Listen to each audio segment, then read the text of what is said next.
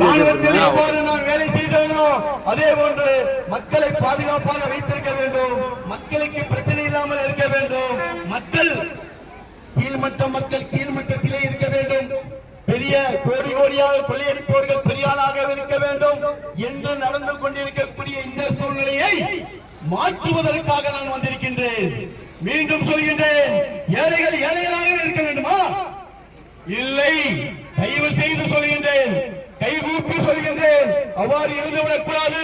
நம்மளும் பெரியாளாக வேண்டும், நம்மளும் ஒரு மாற்றத்தை உருவாக்க வேண்டும் என்பதற்காக உங்களிடம் பலாப்பழம் சின்னத்தில் வாக்குகளை சேகரிக்க வந்திருக்கின்றோம். தைரியமாக வந்திருக்கின்றோம், யாருக்கும் பயப்படாமல் வந்திருக்கின்றோம்.